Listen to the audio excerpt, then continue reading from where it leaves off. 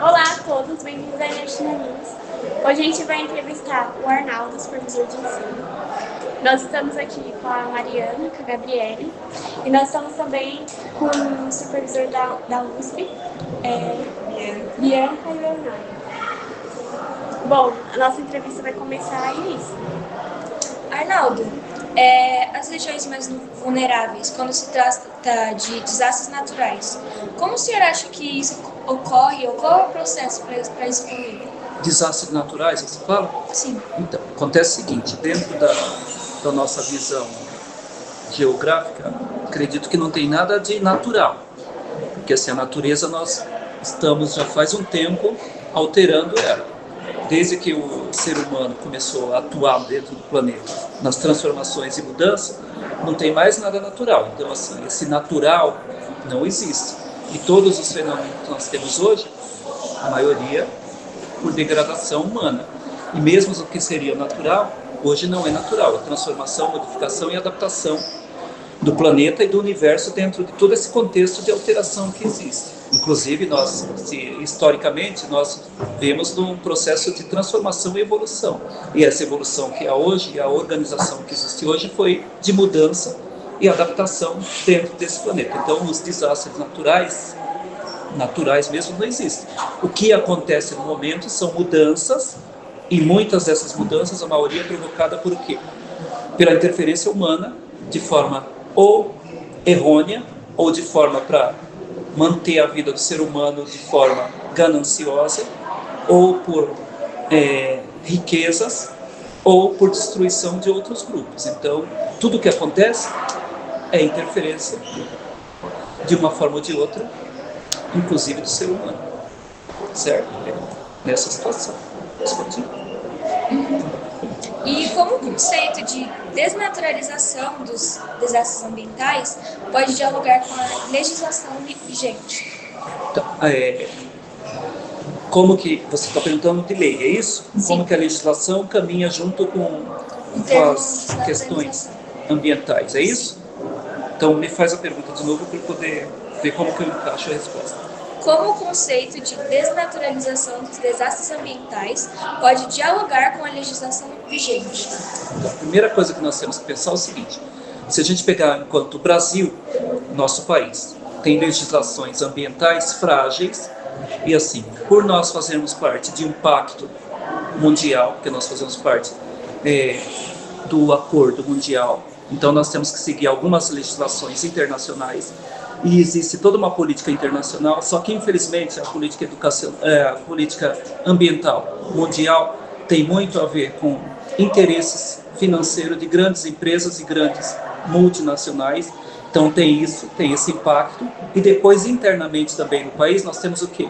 Pela constituição do nosso país vindo de colônia, e depois quando acaba o período colonial, nós temos principalmente as questões de terra no Brasil, de ocupação de terra e de ocupação de espaço geográfico por grandes grupos ou por pequenas constituição de grupos de poder que veio lá desde a descolonização, principalmente de homens brancos com leitura ou com pessoas que vieram de herança financeira ou de poder. Então o que acontece? Essas leis ambientais ainda priorizam esses grandes grupos. Tanto é que o maior problema que nós tivemos na Constituição do país, um dos maiores problemas qual foi? A questão da reforma agrária, que seria a distribuição de terra no país e de espaço no país. E isso até hoje ninguém conseguiu nem tocar nesse assunto, quanto mais fazer acontecer. Então no nosso país nós não temos essa questão de leis ambientais que primem por isso. Se você pegar hoje, por exemplo, na nossa região, nós temos uma grande parcela da nossa população, inclusive hoje, se você pegar o bairro que vocês estão, Jardim São Paulo. O Jardim São Paulo só ia, na década de 70, até essa escola. E atrás dessa escola, onde é o posto de saúde, e a creche e a EMEI. Aqui era o Jardim São Paulo, até ali. Foi o bairro estruturado pelo governo. Hoje o Jardim São Paulo vai até a divisa de Ferraz, pegando toda a parte que chega até a cidade de Tiradentes, inclusive é uma área que era uma área de preservação ambiental. E hoje se fala o quê?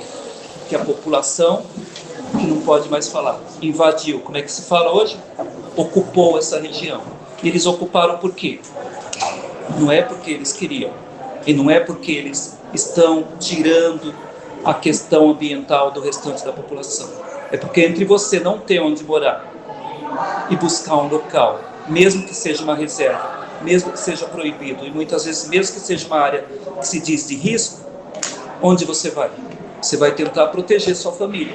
Então as leis são muito frágeis e a favor de um grupo que está no poder do nosso país. Ainda é assim. Então assim, nós temos leis, algumas maravilhosas, porém ela não atende a população brasileira. E isso nós aqui, se você pegar São Paulo, eu estou colocando só para você um recorte aqui do nosso bairro, da década de 70 para cá. Agora você imagina isso em nível de Brasil. Porque no Brasil nós ainda temos a situação, por exemplo, nós temos regiões do Brasil onde não tem ninguém morando e tem terra sobrando. Porém, qual a condição para alguém morar lá? Não tem nada, a não ser o mato e muitas vezes o quê? Nem como acessar essa região as pessoas têm. Então as pessoas não estão nas grandes metrópoles porque querem. Por exemplo, aqui em São Paulo, Rio de Janeiro, Minas Gerais, nós tivemos o êxodo rural na década de 30, de 20, que é a saída do homem do campo para a cidade. Por quê?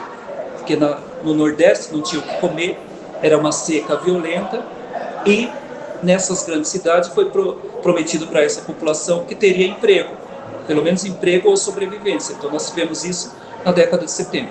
Quando acaba a escravidão no Brasil, que hoje chama escravização, o que acontece? Soltaram os negros e falaram, agora vocês estão livres. E a maioria não tinha mais idade jovem, não tinha o que comer, não tinha a juventude e não tinha onde morar, não tinha qualificação e foram soltos do mundo. Foi aí que surge o quê? Na Bahia, os grandes morros e favela. No Rio de Janeiro, grandes morros e favela. Em São Paulo, as grandes favelas em torno do rio, que eles fizeram a mesma lógica dos indígenas que foram ocupando as margens do rio e subindo o morro, que foi o que sobraram para eles, e assim, para eles foram colocados mais longe, e a partir daí surgem as grandes periferias na cidade. E de lá para cá, é só derrocada e mais derrocada em cima disso. Então as leis precisam ser revistas, precisam ser refeitas, mas só lei no papel não resolve o caso. Certo? Discutimos uma evidência da interferência do uso de poder contra as reformas foi o Jango, né? No golpe de 64, que ele pautou as reformas de base, que tem muita mobilização popular e aí veio o golpe. Sim, e nós já tínhamos tido um pouco antes, na época das províncias com as famílias reais, já tinha tido algumas questões, aí depois nós passamos todo esse período em situação, se década de 20, década de 30, década de 40, e no regime militar, bem mais amplo ainda, porque no regime militar foi dado a posse principalmente para as pessoas que faziam parte do grupo. Certo? Respondemos ou não? Sim. Se tiver dúvida, vocês vão falando também, que eu não estou acostumado com entrevista assim. É que geralmente conversa com os alunos. Pensando na apropriação dos recursos ambientais, como o senhor enxerga o racismo estrutural e você acha que é proposital? Então, racismo estrutural, então, assim, é algo que nós temos que repensar, porque assim, nós tivemos, inclusive, toda uma mídia contra, todo um pessoal contra a ministra, quando ela usou esse termo, que a maioria das pessoas não conhecia. Quando a gente fala, primeiro nós temos que saber o que é a estrutura. Então, a estrutura o que é? É o status colocado por uma sociedade. Então, nós temos que entender o quê? Nossa sociedade ainda é estruturada de qual forma? Pelo homem, então é machista. E qual homem? O homem branco e geralmente de posse. Então, nós não mudamos nada lá desde o começo da organização social do nosso país, quando veio a colônia. Então, quem que é a estrutura? Homem branco de posse. Depois, a mulher branca de posse e casada com esse homem branco de posse. E que é uma família que tenha o pai, mãe, filho, branco e de posse. E, de preferência, com dinheiro e, de preferência, uma família doriana, que é a família estruturada. Isso que é tido como a sociedade, a família normal. Isso é tido, porém, de lá para cá, nós sabemos que isso é tudo mentira, que não existe essa família. Primeiro que nós não temos quase pessoa branca no Brasil. Todos nós somos miscigenados de uma forma ou de outra. Certo? Então nós temos isso. E para a maioria da população do nosso país, a maioria não pertence a essa família, não pertence a esse clã colocado, e o racismo e a questão estrutural vem como? Quando coloca principalmente as pessoas da população de classe desfavorecida, e hoje em dia até a tal antiga classe média, à margem de tudo, e principalmente quando foi dado para a população de menos poder aquisitivo, a forma de moradia fora de um grande centro, nas periferias, sem acesso a nada. Se a gente pegar, por exemplo, vamos pegar a nossa região. Nossa região foi construída como? Então, saindo do Jardim São Paulo, logo em seguida você tem a primeira Coab nossa aqui, Juscelino e depois Prestes Maia. Conhecem? Sim. Então, nossas primeiras Coab, sendo que nós tivemos a primeira Coab, que foi a nossa primeira Coab, foi lá no Arthur Alvim, que é a Coab do Arthur Alvim. Depois nós temos a segunda Coab, que é a Coab 2, que é ali em Itaquera, que é ali no José Bonifácio, certo? São as duas primeiras Coab de São Paulo. Aí depois nós temos, aí vem a cidade de Tiradentes. E como que foi construída essas Coab? Só para vocês entenderem. Lá no final da década de 70, começo dos anos 80, a data não vou saber certinho, o governo, o Estado, cria-se as moradias populares para a população de São Paulo. Então constrói casas populares e constrói esses conjuntos. Como que são esses conjuntos? Com apartamentos, porém apartamentos sem a estrutura, porque assim, são apartamentos para pobre. E como que é isso? Não tem elevador, não tem acessibilidade, e as pessoas vão pagar como? Elas são pessoas que têm uma renda financeira mínima, e aí o governo vai dividir para eles pagar até morrer, mas eles vão ter o quê? A moradia própria. Só que coloca essas pessoas como? Numa casa sem estrutura, não tem nada em volta, não tem, por exemplo, internamente você não tem playground, não tem biblioteca, não tem... Só que constrói esses conglomerados de conjuntinho, todo mundo morando junto, numa coabitação, e tira todo mundo das grandes regiões de São Paulo, porque quando acaba a escravidão e quando vem o êxodo rural, onde que a maioria da população começa a morar, que vem do Nordeste, e os escravos vão criar as suas casas na favela, nos morros, que era a área ambiental preservada. E o povo, quando vem do Nordeste no êxodo rural, vai morar onde? Nos cortiços, que são grandes casas que vêm do período imperial, que aí passa a ser locada, aí vai virando quartinho, que é cortiço na cidade inteira de São Paulo, vai ter cortiço, e elas vão morar em quartinhos alugado e pagando por mês. Só que acontece o seguinte, isso vai virando insustentável, então o governo, e isso vai ficando na região do centro. O governo, para tirar esse povo de lá, cria essas Coabs, e nessas Coabs faz o quê? Então vai lá, por exemplo, a Avenida Angélica, Avenida no Brás, tudo, aí oferece para esse povo, tira esse povo e manda para onde?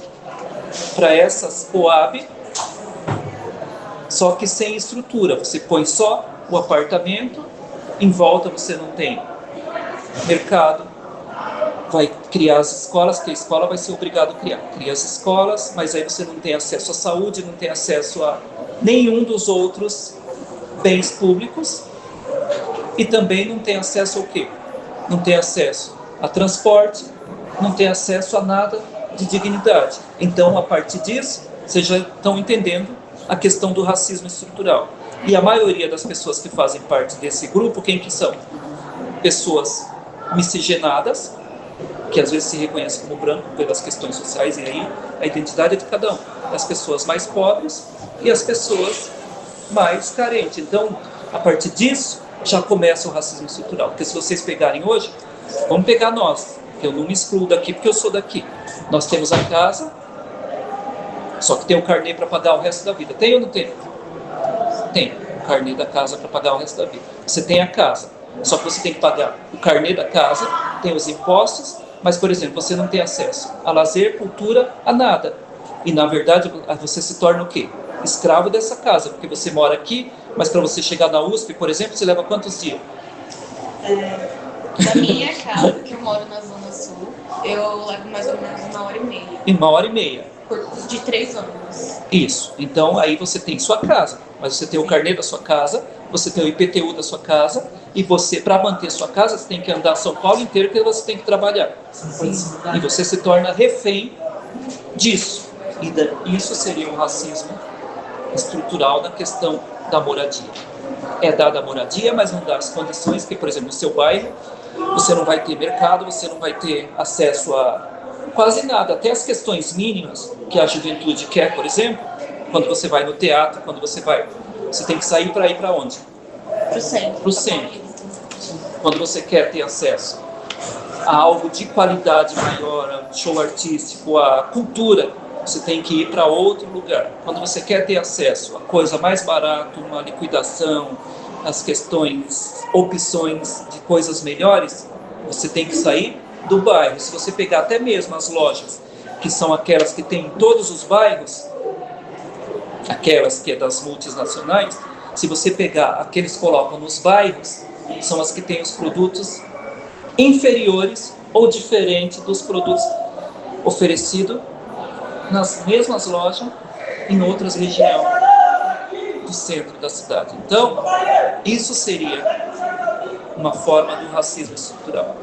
Porque você hoje tem essas moradias, só que não tem condição de nada. E aí eu vou encaixar essa pergunta, porque eu não sei se ela vai chegar nas perguntas de vocês.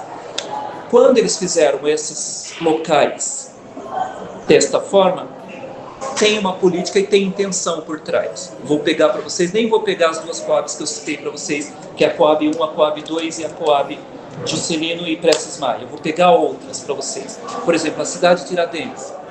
Hoje é uma cidade, mas quando eles fizeram a cidade de Tiradentes, eles fizeram um conglomerado enorme, que era para muita gente morar lá. E quando eles fizeram, já fizeram de caso pensado. Quando fundou a cidade de Tiradentes, ela só tinha uma única entrada e uma única saída. Então, era toda fechada, era assim, ó, como se fosse uma bola fechada, você só tinha entrada e saída, uma única. Por que só tinha uma entrada e saída? Porque lá eles colocaram gente de toda a cidade de São Paulo, de forma sem estrutura de nada. A única coisa que tinha era a escola e posto de saúde. E por quê? Se tivesse uma rebelião, o que fazia? Fecharia a entrada e a saída e não tinha como esse povo se rebelar. Fecharia como? Na época o governo ainda era resquício dos militares, então sabia que quando tem a manifestação tem que fechar como? Com a polícia descendo. Então tudo é intencional, sim. Quem está no poder, quem está de uma forma ou de outra na ideologia dominante, faz tudo com estrutura, sim, para poder se manter no poder e usar de uma forma ou de outra a população. É estrutural, sim. Tem o porquê dessa estrutura. E aí, já casando com uma pergunta que está aí lá para trás, e como que a escola se vê diante de tudo isso? A escola tem que entender isso, porque assim, nesses locais, inicialmente foi colocado somente o quê? As escolas, porque assim, a escola tinha que pôr, porque a escola tinha o papel de, uma forma ou de outra, preparar essas pessoas até para essa aceitação. Mas a escola também pode fazer o quê? Fazer com que a pessoa entenda isso e tenha mudança nessa estrutura. Então a escola, e por isso que a escola passa por toda essa situação e todo esse conflito o tempo todo. Então ao mesmo tempo que ela tem que preparar para que a pessoa entenda isso, ela tem que emancipar para que a pessoa se rebele contra isso, e ao mesmo tempo ela tem que lidar com tudo isso, porque é o único órgão, porque quem representa depois esse Estado que oprime o cidadão, quem que é que está na linha de frente disso? O pobre professor que está ali na frente da sala de aula. Então ele representa esse sistema de uma forma boa, ruim, mas assim, aí a violência toda vai desaguar em cima de quem? Dele, porque assim, ele é o agente público que está mais próximo dessa pessoa. Então, o corpo reage, as pessoas reagem, principalmente a juventude, porque assim, a adolescência é o período da rebeldia. E muitas vezes o que acontece? Essa rebeldia não é canalizada de forma certa, pelo próprio adolescente e pela sociedade também. Respondi? Não respondi? Está muito demorado? Vocês vão falando. Quanto a essa violência que é perpetuada pelo Estado, né, que gera toda essa segregação geográfica e financeira no geral, como você entenderia talvez uma influência internacional nessas políticas? Porque a gente está falando muito de política interna. É que política internacional nós temos que entender várias coisas. Primeira coisa, os países considerados antigamente terceiro mundo, que hoje não se fala mais terceiro mundo, fala em desenvolvimento, o nome já se diz, se é em desenvolvimento, eles entendem o quê? Que nós somos sub. Que nós estamos à frente, que eles são superior a gente. Eles já entendem que eles são superiores. Se eles colocam a gente em desenvolvimento, é que eles já são desenvolvidos e nós não. Então tem algumas questões que nós temos que ter bastante visão disso, bastante leitura crítica. Aqui, e não só aqui, né? Na China, o Brasil. A China é o primeiro país do mundo que tem os minérios. Quando você pega a tabela periódica, vocês já viram tabela periódica? Tabela periódica tem os elementos da natureza e tem os elementos raros, não é isso? Já viram falar que tem elementos raros? Tá, os elementos raros são aqueles que são poucos na natureza. Só que os que são poucos na natureza, para produzir principalmente a tecnologia hoje em dia, por exemplo, tecnologia de hoje, os elementos da natureza raros que faz isso aqui, por exemplo, certo? Os dois locais do mundo onde tem esses elementos é na China, o primeiro colocado, e o segundo, Brasil, é isso? São esses dois, os primeiros colocados, né? China e Brasil, se não me engano é isso. Sei que o Brasil é o segundo colocado, onde tem os elementos. Na China, eles conseguem o quê? Retirar esses elementos da natureza com maior velocidade e com maior número de barateamento, porque eles conseguem uma mão de obra mais barata. E o Brasil consegue retirar também, mas é um pouco mais caro. E o restante do mundo, esse mundo desenvolvido aí, eles dependem desses elementos, porque assim, eles que estão produzindo as tecnologias, entre aspas. Só que como que você produz se não tiver a matéria-prima? Então as leis já são feitas para quê? Para favorecer os grandes grupos. E quando esses países que eles acham que está abaixo deles se rebelam, o que eles fazem?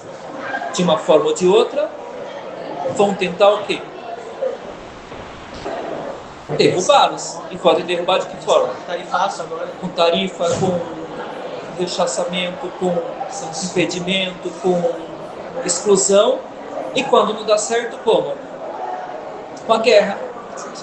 Com a destruição. E isso acho que a gente tem que saber. Mas só que toda vez que tem, principalmente as guerras, eles não usam isso como justificativa. Vão usar a religião, vão usar as crenças e vão usar os valores da população envolvida. Respondi? Vocês entenderam? Vocês vão falando se não entender as coisas, porque às vezes o que eu estou falando é da minha cabeça. Pega o PDF no grupo, vai falando vocês aí. Só pra falar assim, a minha opinião também, né, sobre as terras raras. Né?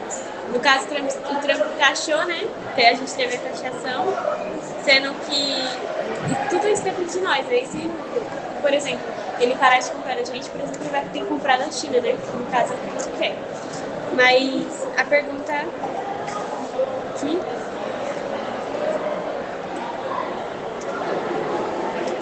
É inelegível, é inegável, né, que o Brasil vive em estado de guerra. Quanto isso afeta a população, principalmente o lado mais fraco da corda, pretos, pobres, favelados, que convivem diariamente com operações policiais e que são usados helicópteros, carros blindados, como o famoso camburão, armamento de guerra e táticas de intimidação que não perdem nada para conflitos escancarados ao redor do mundo. Será que existe uma ideia de exposição frequentemente à violência que cria casca em nós e isso cria uma verdade ou uma falácia? Mas só para complementar aqui também a pergunta. Por exemplo, a gente teve o projeto Bota Abaixo, né, que aconteceu lá no Rio de Janeiro e derrubou diversas favelas, né, na década acho que foi 60, foi 60 se não me engano. Tirou vários moradores das favelas, mataram várias pessoas das favelas, né? E só para complementar a pergunta, mas essa pergunta. Você entendeu?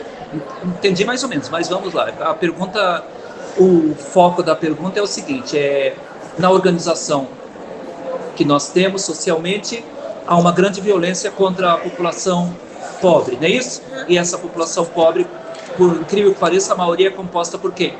Por homens negros jovens. É isso, não é isso? E a maioria mora em situação de casas não estruturadas socialmente, que é a antiga favela, que hoje é ocupação principalmente, ou áreas irregulares, ou área de risco, ou área de que deveria ser de proteção ambiental. Seria isso? Sim. A pergunta é nesse sentido. Eu senti que é bastante como todo esse estado constante de violência policial acaba gerando uma resposta cultural assim nas pessoas que passam por isso. Essa questão será que isso cria uma casca em nós? Parece que como isso influencia. É que nós temos que entender um monte de outras coisas para chegar nisso. Nós temos que entender como que se criou essas áreas de ocupação, que é aquela pergunta inicial lá nossa. Como que se criou essas grandes favelas que hoje nós chamamos de ocupação? Como se criou isso? Então, quando termina o período de colônia, os negros são colocados livres. E a liberdade para eles é dada como? Ocupe essa mata aí, ó. Se vocês conseguirem fazer casa lá para cima, é de vocês. Foi dada essa liberdade para eles. E você sai sem nada. Então, cria-se a grande favela. E aí a nossa organização de Estado, quando vem, assim que acaba a colônia, a nossa organização começa aceitando a sociedade de quem? Homens brancos e aquela família que eu coloquei. Então, os outros não fazem parte da sociedade. Nem o negro e nem os indígenas que continuam. Eles não fazem parte da sociedade. E isso vai perdurando historicamente. E a sociedade ainda é composta por homem branco. E a polícia vem em qual sentido nesse momento? Para proteger o homem branco. E ela vai perdurar isso historicamente, vai perdurando. E aí, por exemplo, as regiões hoje de grande ocupação, onde são? Nas regiões principalmente de periferia, nós temos as ocupações, porque durante todo o período de regime militar que nós tivemos no país, nas regiões de centro não podia ocupar, não podia ter ocupação, porque a polícia tirava, matava todo mundo. Quando termina o período da ditadura, começa a democratização do país, tenta ter mudanças, mas aí isso não acontece, e as periferias aumenta cada vez mais, com um número maior de pessoas morando em situação de risco, em vulnerabilidade, em situação de sublocação, subimóvel, e a polícia sempre tentando apartar esse povo da sociedade, e cria-se as resistências, e a polícia sempre tem a pessoa negra como uma pessoa à margem da sociedade. Mesmo a polícia sendo constituída por agente público, e muitas vezes esse agente público sendo negro, ainda falta o que na maioria da população brasileira? Se reconhecer qual é a sua classe, qual é a sua cor de pele, qual é seu grupo social e onde está. Porque assim, com pessoas ricas no país nós temos pouquíssimas. Então nós temos grandes riquezas na mão de pouquíssimas pessoas. Grandes latifúndios, grandes locais de terra no país, na mão de poucas pessoas. Mas se eu perguntar aqui na sala, todos vocês vão falar para mim o quê? Que são classe média. O que são classe média? Ele já se exclui da pobreza. Mas na verdade, todos vocês são o quê? Todos nós somos o quê? Pobre e quase miserável. É o que nós acabamos de falar. Nós levantamos 5 horas da manhã e vamos dormir meia-noite. Por quê? Para poder pagar aquele carnê da casa. Isso quem tem casa. Quem não tem, para pagar o aluguel. Estamos há 2 meses de desemprego para ser despejado. Exatamente. Sem lazer nenhum, né? Sem lazer, sem cultura, quando tem falta de qualidade, é o que sobrou do que foi oferecido para as grandes pessoas. Mas se colocar também a maioria da gente, a gente se coloca como o quê? Eu sou branco, eu sou quase branco, sou moreninho, que meu cabelo é liso, e não estou falando que não é isso. O que eu estou falando é outra coisa. O que eu estou falando é que a gente tem que se reconhecer de onde viemos, quem somos, E qual que é o nosso papel nessa sociedade? E isso falta muito ainda para as pessoas. Falta muito, mas não é só isso. Isso eu estou colocando só um fragmento da sociedade. Aí nós temos, por exemplo, hoje a sociedade, a maioria da sociedade, se eu pegar vocês mesmo aqui, a maioria de vocês, quem mantém a casa de vocês é a mãe, por exemplo, a mulher. Quem trabalha hoje, tem emprego, ou quem mantém a família é a mulher. Só que a mulher ganha menos que o homem, ela tem jornada maior que o homem e ela é menos reconhecida que o homem, em todos os sentidos. Então você tem, dentro da estrutura, você tem o racismo estrutural, você tem o machismo estrutural, você tem o homem como dominante. Por exemplo, toda vez que o aluno bagunça na escola, quem que a escola chama? Vamos pegar a escola. Eu vou chamar sua mãe, que é a obrigação de cuidar do filho e da mãe, de dar essa boa educação. Só que quando o aluno bagunça demais, fala, agora eu vou chamar seu pai, que ele vai resolver. Ou seja, até a gente, como agente público da educação, veja que é tão estrutural que até a gente erra. E isso eu estou falando como conhecedor de causa, porque eu fui diretor a vida inteira de escola. Então o aluno bagunça, quem eu chamo para dar conta dele? A mãe. O dia que ele passa do limite, quem eu vou chamar? O pai. Porque aí é o homem da casa que vai dar conta de dar um jeito no filho. Então, são coisas que a gente tem que parar para pensar. Aí, voltando à pergunta, por que a polícia é tão violenta conosco da região? Porque todos nós somos suspeitos e socialmente nós não somos assim. Para a gente entrar na sociedade, o que a gente tem que fazer? Lutar e muito. Porque a sociedade nossa, como que é? De homens brancos e mulheres brancas e de castas. O que é castas? De nome e de posse. E nós somos o que para eles? Intruso, mesmo nós sendo 70% dessa população. Então, o que eles querem? Que a gente trabalhe para eles se manterem onde estão. É porque, na isso verdade, tudo é proposital, é? A escravidão, ela nunca acabou, né? Não, na verdade não.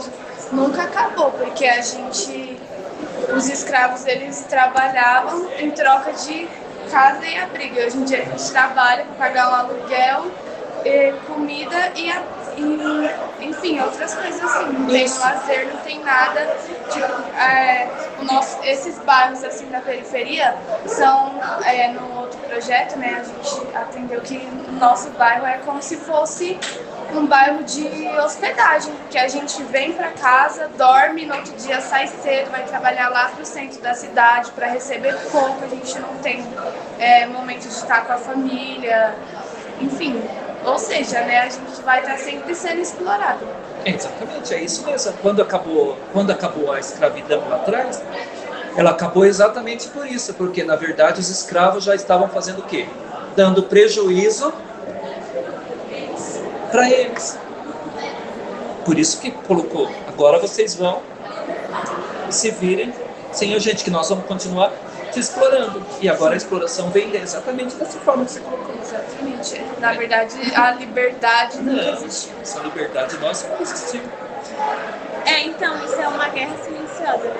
Como a disputa por recursos naturais e o envenenamento ambiental e a precarização do trabalho se traduzem em problemas de saúde física e mental que perpetuam o ciclo da pobreza. Então, vamos pensar o seguinte, uma pessoa que ela já mora num local onde não tem as condições mínimas, e as condições mínimas nem vou falar vou falar das questões básicas, onde não tem água saudável, a água pode estar contaminada, pode estar com problema. Você não tem a rede de esgoto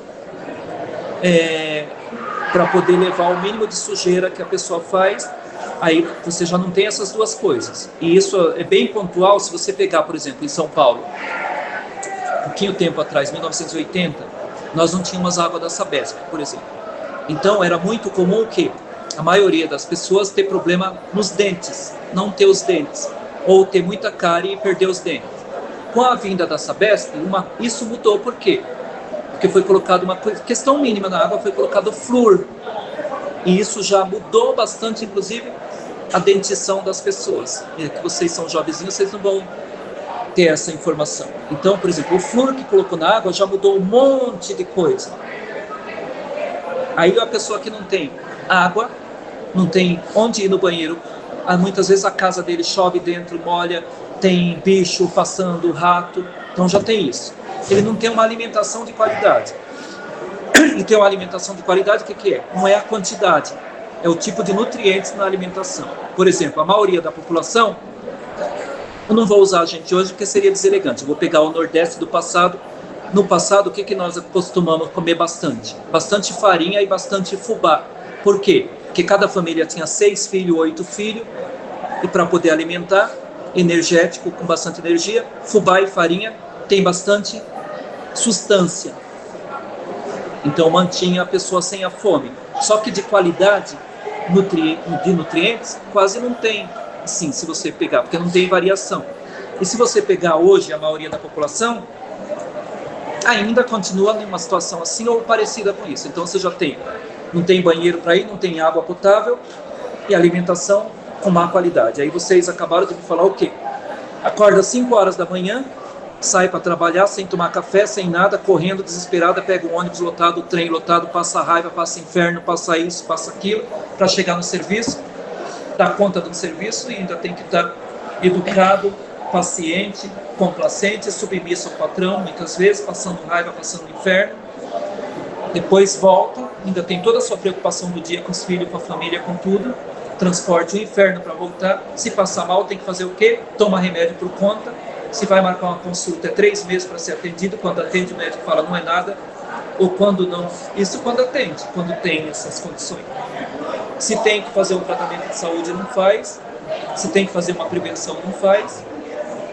Então isso tudo vai interferir na saúde da pessoa. Se você pegar nossa região, vamos pegar a nossa região, não vamos pegar outra. Nossa região é o local onde a expectativa de vida era de 44 anos na cidade de Tiradentes. 44 anos de idade. A menor de São Paulo. Agora aumentou um pouquinho. Tá, se não me engano, está 48. A expectativa de vida na cidade de Tiradentes, exatamente por isso. Só que tem um agravante maior. A nossa região e a sua região é região onde pessoas de 17 a 27 anos, homens, negros, pardos, ou quase branco, morrem assassinados ou de baile funk, ou pela polícia, ou de violência hoje, de motos, porque trabalham na uberização ou no subemprego. Então, respondi sua pergunta ou não? Como você vê assim, socialmente, sociologicamente, por exemplo, uma pessoa negra que participa da força policial e perpetua essa sociedade de supremacia de homens brancos, por exemplo? Mas uma questão de opinião. Tá, é que assim, mesma opinião, a gente tem que entender o todo de todos. Ó, é que assim, primeira coisa, a gente tem que entender a identidade de cada sujeito. Ponto. Então, para se reconhecer como não branco no nosso país, isso vai levar historicamente muito tempo. Isso não vai ser agora, já começamos essa luta faz tempo, mas isso não vai ser agora e assim, esse não reconhecimento tem que ser entendido socialmente. Porque assim, o negro no Brasil foi colocado tudo de ruim nele. Tudo de ruim foi colocado no negro propositalmente. Certo? Então, quem quer ser reconhecido como coisa ruim? Alguém quer isso? Nunca. Então, historicamente, isso foi construído. E aí você pensa, seus valores, sua crença, seus amores, desamores, sua música, sua fala, tudo foi colocado como ruim. E tudo pejorativo. E tudo isso com uma carga de violência muito grande. Então, você quer ser reconhecido como coisa ruim? Não. Então, se reconhecer como negro, já é um recomeço de história. Então, a identidade. E para isso, a escola tem papel fundamental e educadores têm papel fundamental de fazer o resgate histórico de tudo isso, para a pessoa se entender. Então, esse reconhecimento. Depois você tem o quê? A pessoa que entra como agente público, porque o policial é um agente público. E quando ele entra para a polícia, qual que é a visão da polícia no nosso país? Para que serve a polícia? para proteção do cidadão, seria isso. Ou para proteção do cidadão ou para manter a ordem. Historicamente e estruturalmente, como elas falaram, como que é visto a pessoa negra? São os que causam a desordem. Certo? Então nós temos que romper com isso. E como que a pessoa, sujeito que vai trabalhar nisso, se sente? Primeiro ele tem que saber se ele é negro ou não. Isso já é bem difícil. E depois que ele sabe, como é que ele vai romper essas amarras? Entende? Eu vou pegar um exemplo bem feio, que eu nem sei se pode falar aqui. A novela. A novela tem um policial que é negro e acho que está demonstrando exatamente essa situação. Ele é um policial que é negro e lá ainda tem uma situação, mas ele é negro e evangélico. Então ele não pode, por ser negro, bater nos vizinhos dele, e por ser evangélico não pode matar outro ser humano. Essa é a novela das 7. E eu não sei como se deu, porque eu só vi 2 capítulos dessa parte. E ele está com essa luta nessa novela. Mas a pessoa que é policial e está nessa situação, nós temos que entender tudo isso também, para depois fazer esse julgamento da pessoa. E que não é a pessoa somente, é estrutural. E eu estou te falando isso porque, por exemplo, na minha profissão hoje nós estamos passando por isso. Os diretores de escola da Rede Municipal de São Paulo foi colocado num curso, obrigatoriamente, por algumas questões. E a Prefeitura de São Paulo colocou algumas agentes públicos para dar aula para essas pessoas. E esse agente público aceitou dar aula para essas pessoas de forma ainda que está sendo julgada em lei. Então é o mesmo paradoxo aí desses policiais. Certo? Porque eu não sei se eu respondo, se eu Eu achei interessante a coisa que ele falou que o policial evangélico. Aí o que eu falo aqui não é verdade absoluta não, viu? Estou falando do ponto de vista e pode ser que esteja totalmente enganado. Mas acho que cada um tem seu ponto de vista, né? De acordo com o seu Eu achei interessante. lugar de fala, né, na sociedade. Só um segundo.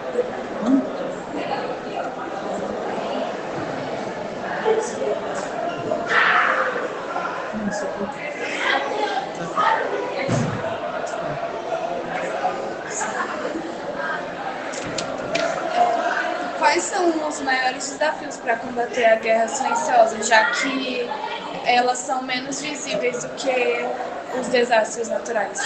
Então, as guerras silenciosas, primeiro nós tínhamos que ter uma leitura crítica. Todos nós, na sociedade. E isso é bem difícil, porque a nossa maior guerra silenciosa, talvez, seja o quê? A luta contra a tecnologia da informação hoje. Porque hoje nós temos acesso à informação o tempo todo. Nós temos acesso à informação de manhã, de tarde, de noite, de madrugada. Só que essas informações, elas vêm e elas têm a intencionalidade por trás. E muitas vezes o que acontece? A gente tem a informação, mas não sabe decodificar e transformar isso em conhecimento, ou saber o quê?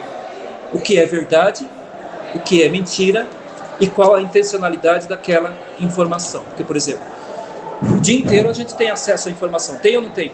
Sim. Hoje a maior guerra silenciosa talvez seja essa. Só que essas informações vêm com intencionalidade.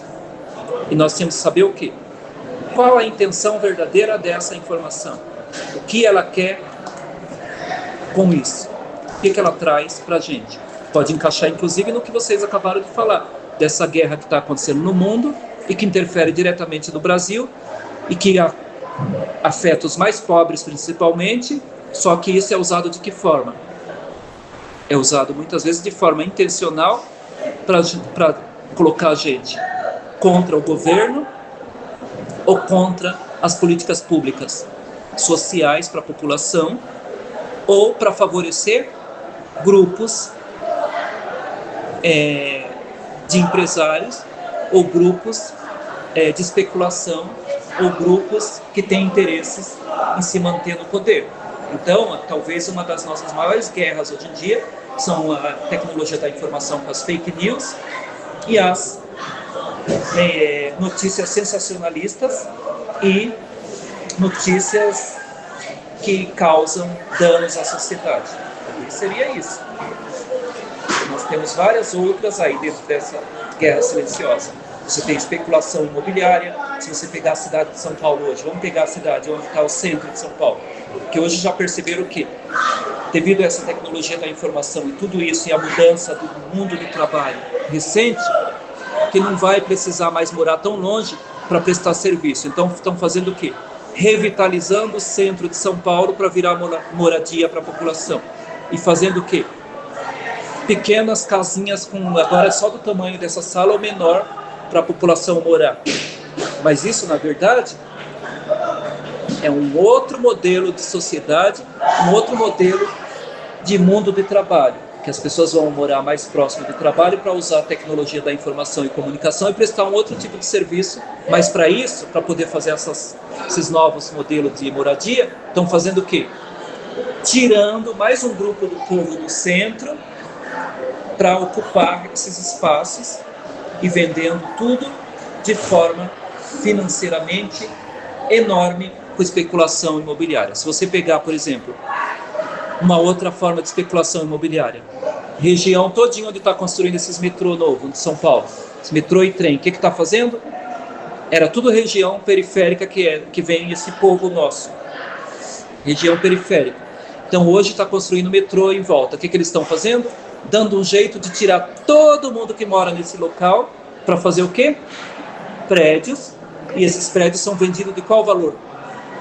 Altíssimo, porque está próximo do metrô. Mas quem vai comprar? É o povo que está morando lá? É o povo que lutou para que chegasse esse metrô lá? Não, esses talvez até consiga, mas consiga o quê? Um novo carnê para pagar para o resto da vida. E agora, se ele morava numa casa que era da antiga favela, que tinha 3 quartos, ele vai morar em 1 quarto, compactado, onde ele vai ter que pagar não só a prestação do apartamento, mas ele vai ter que pagar o quê? O condomínio, vai ter que pagar a lavanderia, vai ter que pagar o fogão, que não é dentro do quartinho, porque o quartinho é só para dormir. E vai ter que pagar um monte de outras coisas, ou seja, ele vai falar que não quer, porque ele não vai ter como pagar. Então, isso tudo são guerras silenciosas e está acontecendo onde?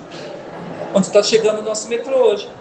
Qual que é o nosso metrô? Está chegando na cidade de Tiradentes, por exemplo. Aí vocês viveram isso aqui em Guaianazes, onde fizeram a estação nova de trem, tirou todo mundo que morava ali, fez o quê? Tudo predinho, e onde foi morar o povo que morava lá? Os que conseguiram ficar próximo foi lá para a Pedreira, perto do Saturnino. Ou lá para a ruinha, perto da cidade de Tiradentes. E o que aconteceu ontem? A polícia estava tirando todo mundo de lá, falando que lá não é lugar para morar, que é área de preservação ambiental. Certo? Então, e a maioria agora está indo para onde? Para Mata de Ferraz, que é outro município. Aí vai lá para Mata de Ferraz, que é a área ambiental também, que é aqui atrás da escola de vocês, que é o Sítio Conceição, já entrando no Cambiri de Ferraz, que agora já está adentrando outro município, que é o que sobrou para gente. Falando já de guerra, eu vou perguntar 3 perguntas em uma. Se eu souber, né? Como os tratados... Não, perdão. Quais efeitos pouco discutidos a guerra pode causar na biodiversidade e no equilíbrio ecológico das regiões afetadas? E, por exemplo, quando eles, em guerra, assim, quando eles jogam as bombas, qual seria o limite ético para os cientistas que desenvolvem tecnologia de potência bélica? E, por exemplo, depois disso, como a guerra e conflitos, alteram os processos biológicos da população, como problemas de fertilidade a longo prazo. Tá, então isso aí é muito complexo, é bem difícil, mas assim, também é opinião, e a opinião é bem complexa. Só que eu vou tentar, dentro da opinião, pensar o mais na população possível, certo? Então vamos pensar. Primeira coisa que nós temos que saber, o que é ética? Porque, por exemplo, a palavra ética é muito mal entendida por todo mundo. Já começa por aí, o que é ética? Por exemplo, quando a gente fala, eu fui no médico, ele foi ético. Ele jamais fala mal do outro médico. Ele foi ético ou não? Foi ético. Então, não, quando eu vou no médico e falo isso, ele foi ético. Que ele jamais fala mal do outro médico. O médico jamais contrapõe outro médico. Ele foi ético? Foi. Foi? O que vocês acham? Eu acho que não, eu acho que é um mínimo, né? Você, eu não acho que é questão de respeito também. Então vamos entender o seguinte. Se a gente for pegar pela profissão, qual é o papel do médico? Cuidar da saúde da pessoa. Então, se o médico viu que o outro médico cuidou errado da saúde ou fez marmota, o que ele tinha que fazer? Isso está errado por isso. Certo? Vou voltar à pergunta. Esse médico foi ético ou não? Então, dentro do serviço que era dele, fez errado. Agora, o que ele teve? Ele teve uma conduta de proteger o colega dele. São coisas totalmente distintas. Só que tudo isso é misturado num pacote só. Porque assim, quando você está agindo como médico, você tem que pensar em quem? No paciente. Certo? Então agora dá pra gente começar a discutir ética. Certo? Quando você está pensando em sociedade, você tem que pensar em quem? Em todos envolvidos. Então, quando se organiza qualquer produto novo dentro de uma sociedade, ou produto químico, tem que pensar em quem? Da população. Em toda a população, porém acontece o seguinte, aí que tá. Hoje nós já não pensamos mais assim. Hoje nós pensamos além disso. Vocês que são da área e da geografia têm que saber bem disso. Ó, vou pegar só lá no passado, voltar um pouquinho para vocês entenderem isso, que é bem complexo. A ciência, a disciplina que chama ciências que vocês têm na escola, lá no passado, no Brasil, vou pegar só o Brasil para vocês entenderem. Ela já chamou ciências e programa de saúde. Porque ela tinha qual função? Era quando o povo veio do Nordeste, eu estou pegando só do meu tempo para cá, não vou voltar lá atrás no fundo. Quando ela tinha a intenção do quê? Quando o povo veio do Nordeste, ensinar as questões básicas de higiene e saúde na cidade grande, porque no Nordeste não tinha muita água, não tinha acesso a um monte de questões da cidade grande, da área urbana. Então tinha esse papel. Então chamava Ciências e Programa de Saúde na escola. Certo? Depois, num dado momento, ela virou Ciências Físicas e Químicas, que ela queria explicar o que para o cidadão? Os processos químicos e físicos que acontecem na natureza, as transformações da natureza. Hoje, a ciência chama como Ciências Naturais. Por quê? Porque houve uma mudança de conceito. Nos conceitos anteriores, achavam o quê? Para poder favorecer o ser humano, nós podemos mexer em tudo na natureza. Hoje não. Nós sabemos o quê? O ser humano é parte da natureza.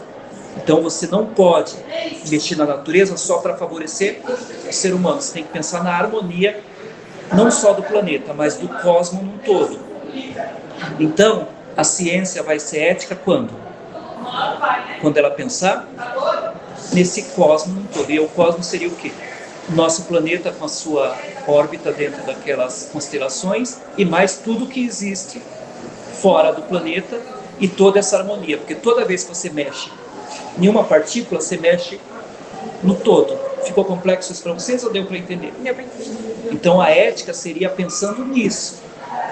Mas vocês acham que quando as pessoas vão produzir qualquer coisa, qualquer elemento químico, qualquer arma, eles vão pensar nisso? Não. Eles vão pensar o quê? Nele mesmo, ou num pequeno grupo, ou em resolver um problema mínimo naquele momento. E qualquer produto químico vai alterar uma outra coisa. Qualquer mexida em um elemento mexe em outro. Vou pegar como exemplo, eu não tenho problema de falar dessas coisas, então, por exemplo, eu acabei de fazer quimio e radioterapia. Quimioterapia. Então, quimio, produto químico. Certo? Fiz a quimioterapia para um câncer no intestino. Só que foi para quê? Para o intestino. Quando eu pus a quimio no intestino, o que acontece? Ele resolve o problema ali. No meu caso não resolveu, não. Mas ele vai resolver o problema ali. Só que ele cria vários outros. Porque foi uma química colocada para uma coisa, só que tem a reação para outras. Então, qualquer elemento químico, vai ter outras coisas. E a ética vai ser quando você faz essa previsão. E quando você usa, por exemplo, um produto químico para destruição de um local, aquilo não vai alterar só naquele momento. Isso vai pegar pelo menos 4 gerações futuras. Pelo menos 4 vai pegar no futuro. Por exemplo, nós tivemos a bomba de Hiroshima, que destruiu as 2 cidades lá do Japão. Aquilo foi para aquele momento e perdurou mais 70 anos, pelo menos. As mulheres que nasceram até 70 anos depois foram contaminadas, ou diretamente as que estavam, e as que passaram de geração para geração, com problema no útero, problema para fertilidade, problema para filho, e hoje nós já sabemos o que? Problema neural, problemas de sangue e doenças que apareceram no futuro. E hoje nós temos, quando fala, aí volta na guerra silenciosa, nós temos guerra silenciosa em todos os aspectos. Por exemplo, os produtos que nós comemos hoje, eles são, a maioria, por agrotóxico. Isso é produto químico e drogas utilizadas nos produtos. Isso tem alterado o nosso organismo em tudo, nossa vida em tudo, e não só para a nossa geração, para as futuras. Hoje nós temos um monte de doença que no passado não existia, e nós temos um monte de, por exemplo, tem questões hoje que aparecem que nós nunca tínhamos no passado. E hoje você, além disso, tem o quê? A superaceleração humana, principalmente por uso demasiado da tecnologia, que também é algo que apareceu para a gente, que tem acelerado tanto o nosso cérebro, como o nosso corpo e nosso comportamento humano. Então isso vai perdurar historicamente por muito tempo. Aí tem mais uma parte da pergunta que eu já esqueci. Sobre... Não, você respondeu. Respondi? Respondeu tudo, sim. Tá.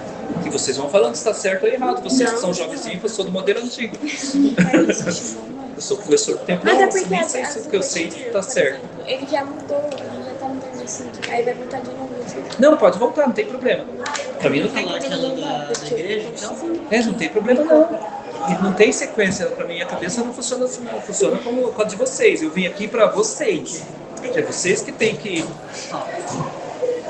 Posso pegar? Desculpa. A influência no cotidiano da periferia passou a ser observada principalmente com o crescimento do cristianismo pentecostal, comumente referido apenas como evangelho. Como você observa o papel da igreja nesse processo? Então, nós temos que entender um monte de coisa para chegar assim, e não dá para associar uma coisa com outra, com outra, com outra. A gente tem que fazer a separação, depois junta. Então, nós temos que entender o seguinte: quando veio essa população para as regiões periféricas de São Paulo, o que estava próximo deles? Teve que colocar a escola, que representa o Estado. Estado, quando eu falo, é o poder público. Escola foi colocada. Aí o que mais que foi colocado para essa população?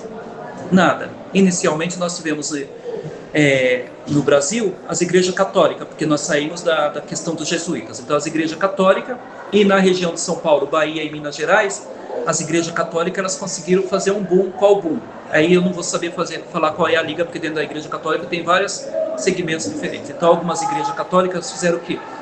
Elas conseguiram expandir para as dioceses, foi expandindo para as regiões, e dentro da diocese foi expandindo para os bairros. Então nós tivemos as igrejas católicas que foi expandida para os bairros. Certo? Então nós tivemos isso. Com o passar do tempo, isso foi alterando, porque começou a se criar igrejas evangélicas. E as igrejas, tanto a católica como a evangélica, ela oferecia outras oportunidades para o povo diferente. A escola representava o Estado. Então, ao mesmo tempo que tentava alterar algumas questões sociais e emancipar o sujeito, ela tinha algumas regras e algumas coisas a seguir, porque ela representa o Estado.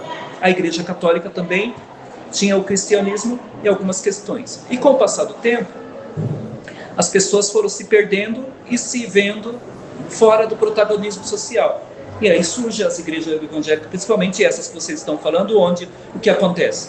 Elas recebem as pessoas, ajudam, põem uma fé, que é importante a pessoa ter fé e ver que ela pode prosperar, mudar, ter outra coisa, e começa a criar os grupos. Que grupos? Quando você não vai no culto, o que acontece? As irmãs sentem falta de você, o pastor sente falta, ele te reconhece como ser humano. E eles não só se preocupam, eles te dão lugar de fala. Você começa a cantar, começa a participar, começa até a dar testemunho. E qual que é seu testemunho? Eu era um bêbado, vivia embriagado. E agora encontrei Jesus. Então assim, eu tive mudança na minha vida. E quando eu caio, o que acontece? Eles oram por mim, eles se preocupam por mim, eles me procuram, eles fazem jejum, fazem campanha, me ajudam, ainda deixam eu dar o quê? o meu testemunho, mesmo cobrando, mas você tem que estar com Deus, você tem que parar do pecado, você tem que parar de transar, você tem que parar de ter filho, você tem que parar de ter marido ruim. Eles fazem isso. Então isso faz o quê? Eu que já perdi minha identidade, que não era reconhecido, que não tinha local, fui reconhecido num grupo. E isso prospera. E junto com isso, o que acontece? Sempre onde tem alguém, onde tem grupos, vai aparecer pessoas querendo se aproveitar. E junto com isso pode ser que venha pessoas com outras intenções, pode ser gente que vai usar da fé para se promover, que vai usar das pessoas para se aproveitar, vai ter de tudo.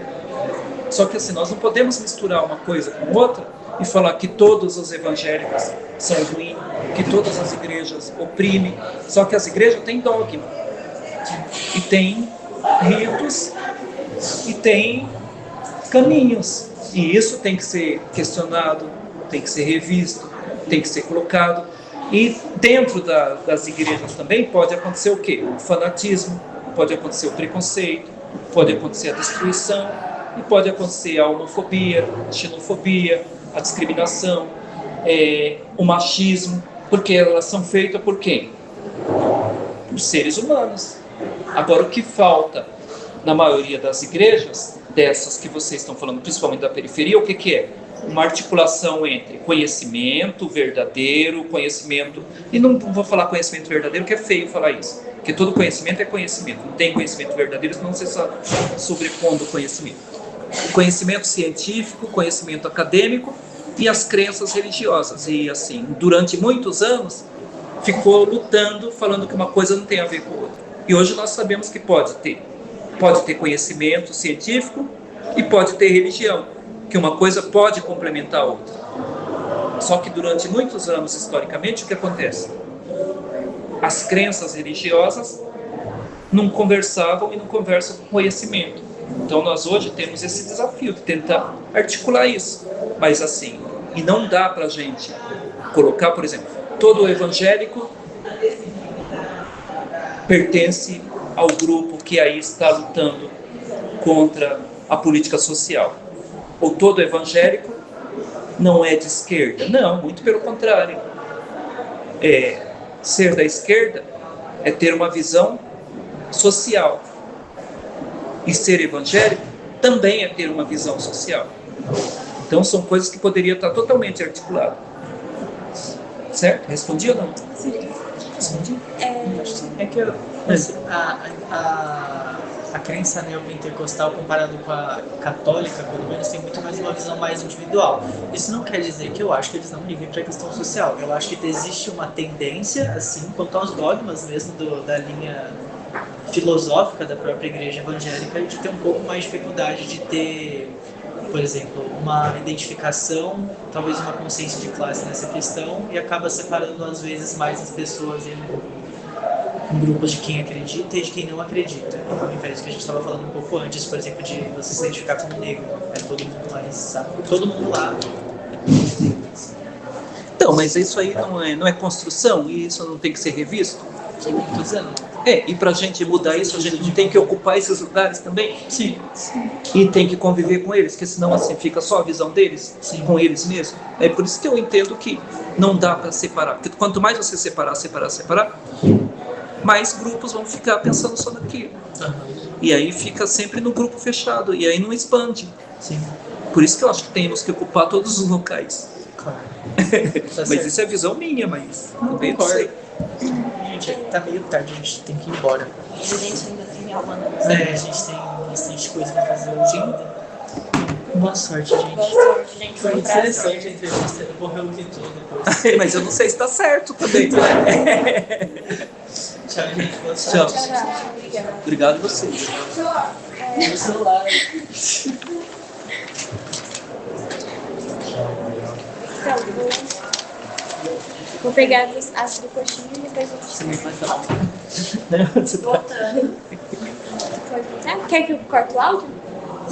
Ai, corta o coxinha. Vou fazer duas aqui que ele mandou. Atualmente, a periferia urbana no Brasil é regida por 3 tipos de governo: regime normais, ou estado religioso, e o do crime, né? Como você vê isso? Aí vai. Para quem entrega a maior facção criminosa de São Paulo, o primeiro comando da capital, PCC, e a preservação dos seus pares, de acordo com o pesquisador, são por eles negros, jovens, pobres e moradores de periferia. Como você acha, né, que a ação do grupo que ocorre por meio de rebeliões e atividades criminosas, comandando a prisão como assaltos,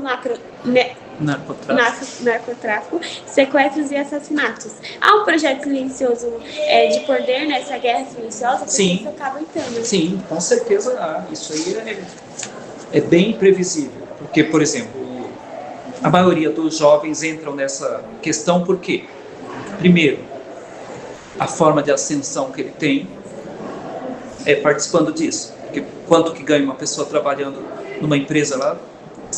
700 mil reais, é isso? Trabalhando como Uber, o dia inteiro não chega a 1.200, é isso? E no tráfico, nessa questão, se ele for aviãozinho, o que acontece?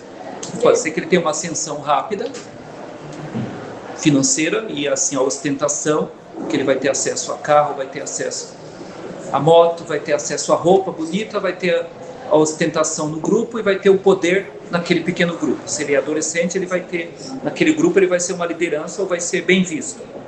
Então, assim, num primeiro momento ele vai ser bem visto. E como ele não tem, talvez, um conhecimento ou uma análise ou visão futura, o que ele vai querer? Participar disso. Mas quem está fazendo com que ele entre nisso, sabe que ele vai ser usado só por um período. E geralmente até quanto? Dos 13 até os 17 anos, que é o dia que ele fizer 18, ele é maior de idade, então ele já fica no segundo plano. Porque se ele for pego, vai preso e já a cadeia é grossa. Então tem uma intencionalidade por trás. E fora isso, o que acontece? O Estado também sabe disso. O Estado tem essa visão. Quando eu falo Estado, a organização estatal. Só que ao mesmo tempo não quer abarcar esses jovens e não quer oferecer e dar condições reais para esse jovem. Porque assim, as condições que são dadas sempre subcondições. Você vê, os dois jovens tem que sair o quê? Correndo para estudar, para ir, para voltar, vem aqui da Zona Sul para cá, vai e volta, vão chegar em casa 1h da manhã. Ainda tem que dar conta de um monte de coisa. Vocês são jovens, não têm acesso a quase nada também, e para ter é bem difícil. Então, são complicadores, e aí vocês veem o quê? A mãe e o pai às vezes trabalham a vida inteira e falam o quê? Não tenho nada, não tenho dinheiro, não tenho isso, não tenho aquilo, não é esse exemplo que tem em casa? Então vê que não tem nada, e muitas vezes não tem nem o mínimo para sobreviver. Então, são coisas que é uma luta constante. Mas assim, tem intencionalidade? Tem intencionalidade tanto do Estado como dos poderosos do crime. E muitas vezes a gente vê associado quem? O Estado e o crime. E assim, também tem quem se beneficia com essa miséria. Tem ou não tem? Sim, tem, porque, por exemplo, se a gente pegar essas igrejas que vocês colocaram, muitas vezes o que acontece? Ela se mantém a partir dessa miséria. Por quê? A pessoa vai lá, deixa o que ela não tem, pensa que vai melhorar de vida e vai mantendo essa igreja, vai mantendo esse pastor, vai mantendo essa sociedade, e muitas vezes até mesmo as lideranças de bairro. Porque, por exemplo, dá o leite para você, mas quem deu o leite? Você mesmo, que pagou, quem deu foi o Estado, então ela te dá o leite. Mas para te dar o leite, você tem que assinar a fichinha, tem que dar R$10 por mês, tem que participar da campanha política, tem que votar nos vereadores dele, tem que ir na campanha do... Tem ou não tem? Tudo isso, vocês sabem que tem. E é isso. Tanto que é uma teoria assim da conspiração, né? Que quem financia. Não é teoria, né? Mas é que quem financia isso literalmente são as pessoas mais ricas, né? Porque elas não querem que, exemplo, o negro que mora do lado de uma biqueira comece a estudar e saia da bolha, por exemplo. Isso. Ela quer que ele vá pro tráfico para depois ele ser preso, ele não conseguir nenhum emprego bom, formal, e fique trabalhando para ele, né? Assim, como um emprego de... Como que se diz? Subemprego. Sim, como lixeiro. Porque sempre vai... Exemplo, se todo mundo furar a bolha, se todo mundo for rico, quem vai fazer esse serviço? Então, o que acontece hoje na Europa, por exemplo. Hoje na Europa não tem pessoas para fazer esse subemprego. E aí quem que vai para lá?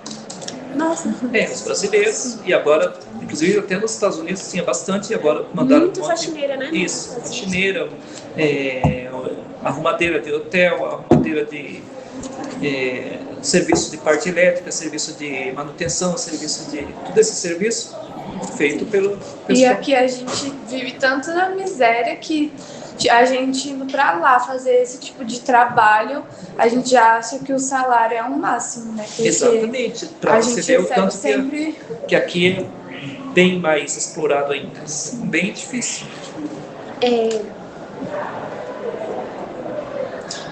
Vou fazer uma pergunta saindo um pouco do eixo. Não tem problema. Desculpa. Não, mas é... tranquilo. A Segunda Guerra Mundial começou em parte pela expansão territorial e pela busca por recursos. As disputas contemporâneas por petróleo, água e minerais poderiam repetir esse cenário, principalmente no Brasil? Já está repetindo. E o Brasil é o segundo país do mundo que eles têm interesse devido àquilo que eu te falei. É onde estão os minérios raros, terras principalmente. Para fazer as tecnologias futuras, para fazer o celular, precisa disso. Para fazer essas televisões aí, precisa disso. Só que isso aí tudo é esgotável. Como eles são raros, eles são esgotáveis. E os dois países do mundo que tem, é o que eu falei, China e o Brasil. Essa guerra já está acontecendo. Na verdade é isso. E num futuro vai pegar mais forte, inclusive contra o Brasil, porque eles têm interesse nesses minérios.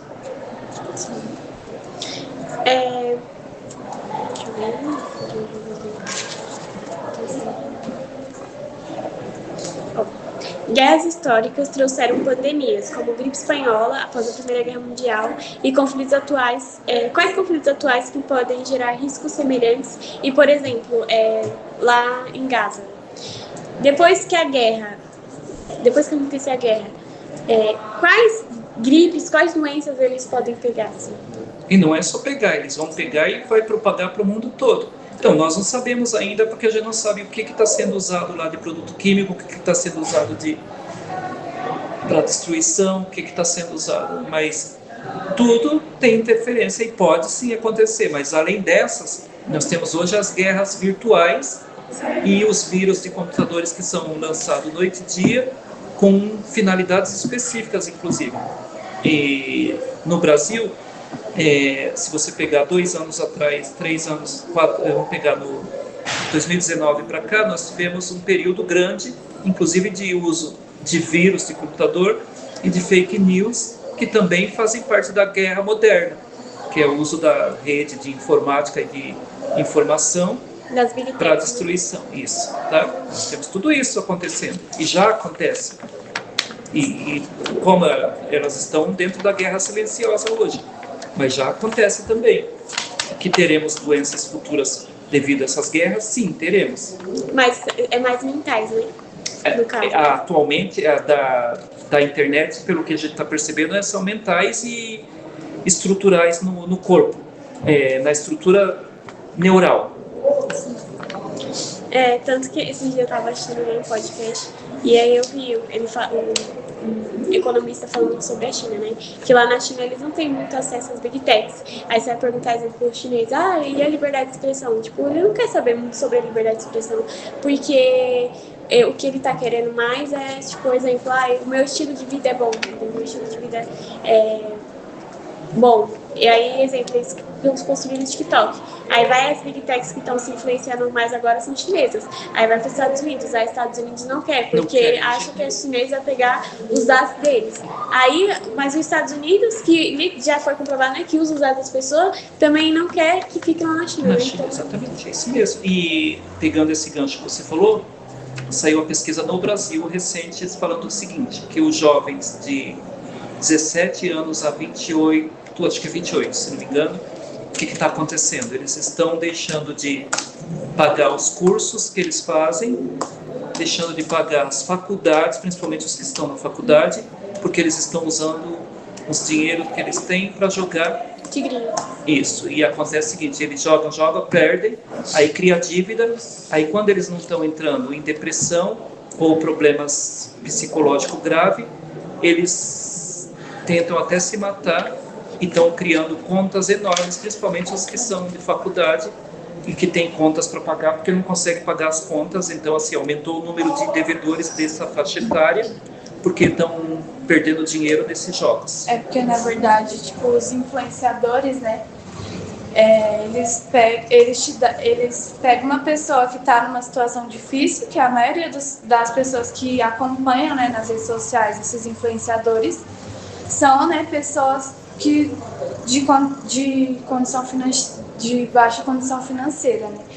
E aí, tipo, eles pegam e postam lá uma plataforma e, tipo, falam, usem com responsabilidade, só que a pessoa tá desesperada pelo eles vão dinheiro. estimulando até a cor do jogo, tem toda uma organização para isso. A cor do jogo, a forma de chamar, tudo para hipnotizar a pessoa. Sim, realmente. É que nem a questão eu vou fugir um pouco do nicho, né? Mas a questão das telas, né, que fala para bebês e crianças, foi comprovado cientificamente que tem certos desenhos que realmente hipnotizam as crianças, que eles servem para, tipo, as cores, assim, as falas, as vozes. Vamos pegar coisa antiga para você entender, porque assim, hoje já está bem mais moderno. Se você pegar o logo do McDonald's, é daquele jeito para quê?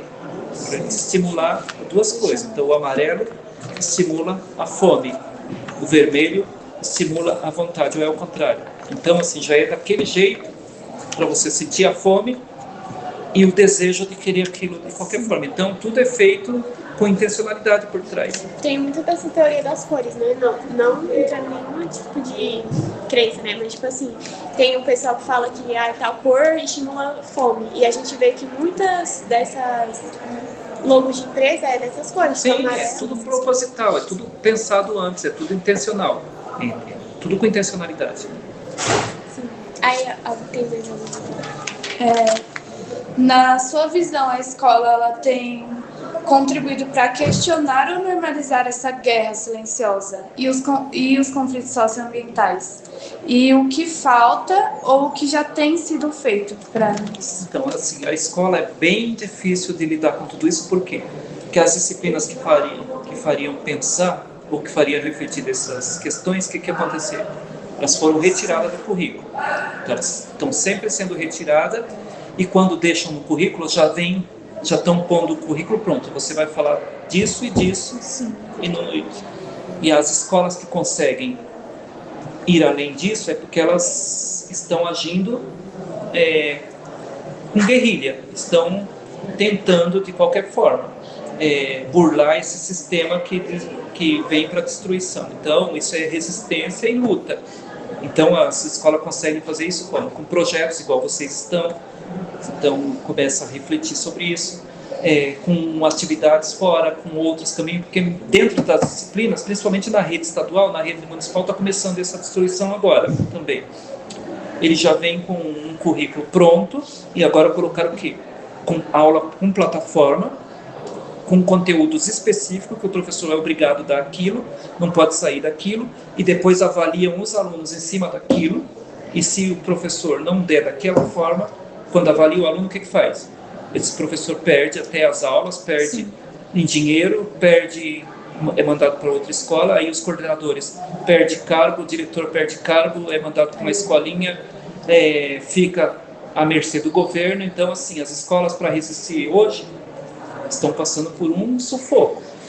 E assim, quando que elas conseguem resistir hoje? Quando elas fazem uma atividade dessa, por exemplo, e dá a oportunidade de vocês pensarem, de refletirem, de buscarem outros caminhos. E quais as disciplinas que deveriam trabalhar isso com bastante afinco? Seria sociologia, que no ensino fundamental não tem. Filosofia, que vocês também não têm. História, mas mesmo dentro da história, já definiram o que é que o professor dá para vocês, que é a história do Brasil, a história da América, a história... E com as plataformas eles conseguem ter esse controle do que está sendo passado. Então, está bem complicado, bem difícil. Aí qual a possibilidade disso? Se a gente conseguisse fazer com que os alunos lessem, tivesse acesso a outros conteúdos, que é bem difícil às vezes conseguir isso na escola, ter reflexão, ter momento de fala dentro da sala de aula, mas aí também é bem difícil, por quê? Porque você tem a indisciplina, tem as questões pessoais, tem os alunos com deficiência, tem os alunos com transtorno, hoje tudo junto, e a violência. Porque assim, hoje para conseguir dar aula é um sufoco. Conseguir colocar o aluno sentado numa sala de aula já é difícil. Depois que ele senta a conseguir dar aula, bem mais difícil. Então, e a maioria dos professores estão como? Também são trabalhadores em descrédito, Exaustão, que trabalha num trabalho exausto, não tem o crédito da família, não tem o crédito do governo, não tem o crédito do aluno, e também muitas vezes o que acontece? Não tem uma formação adequada, não tem acesso ao conhecimento, também não tem a reflexão, não tem momento de estudo. Então, nós estamos num ciclo difícil, bem complicado, nós estamos num momento difícil, bem difícil para todo mundo. Mas eu acredito que a única saída ainda é a educação. Falando até de livro, né?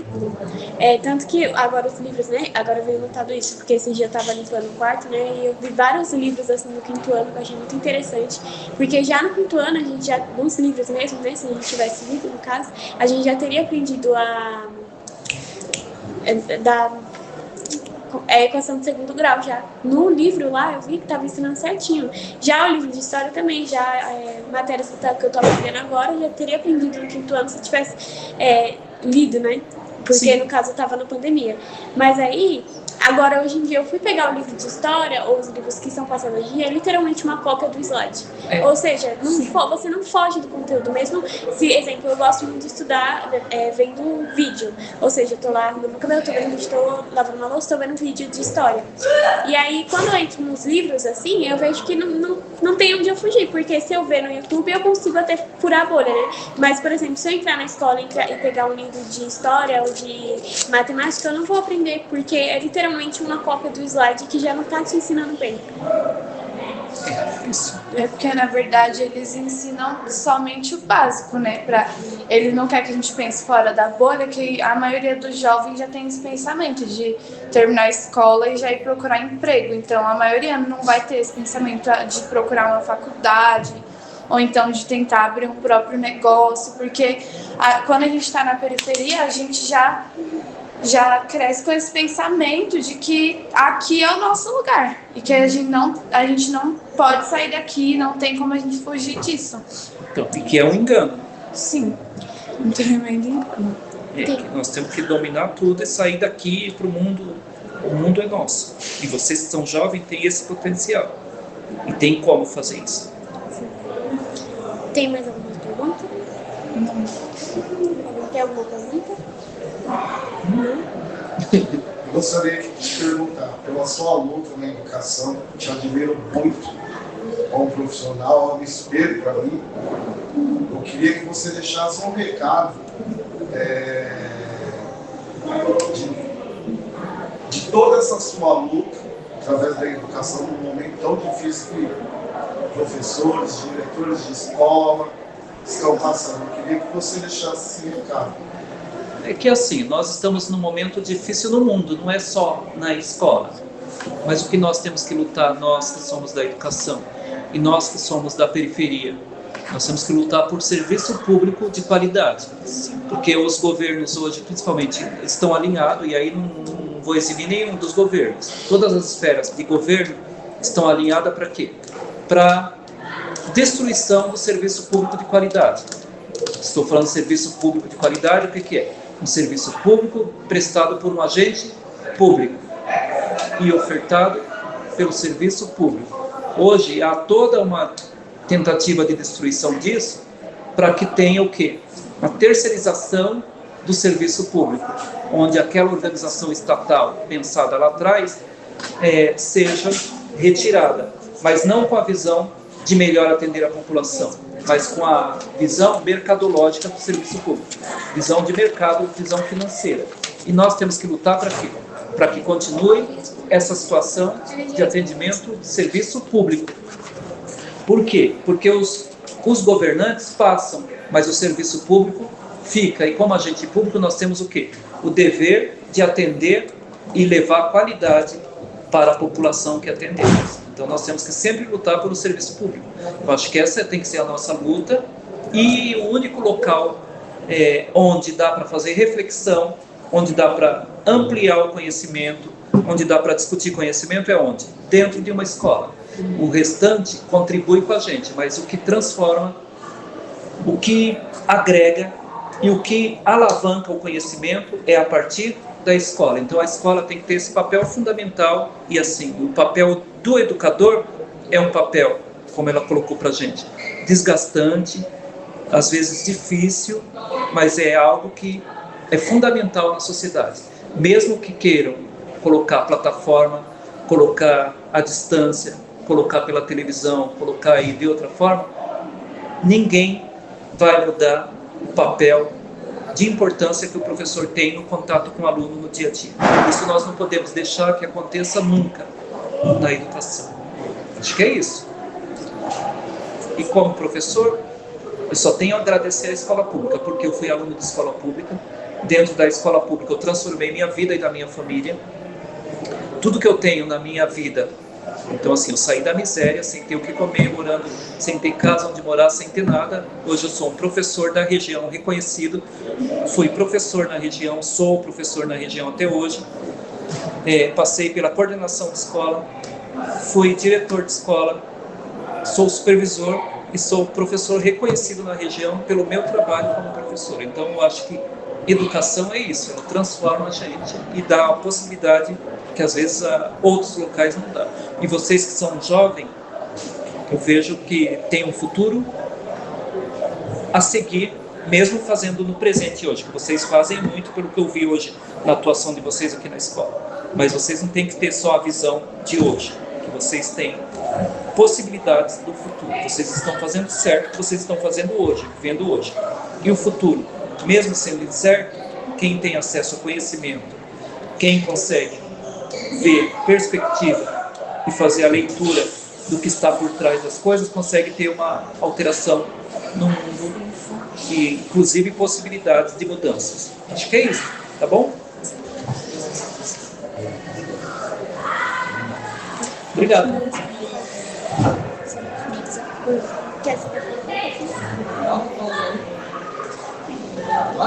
Peraí, a gente tá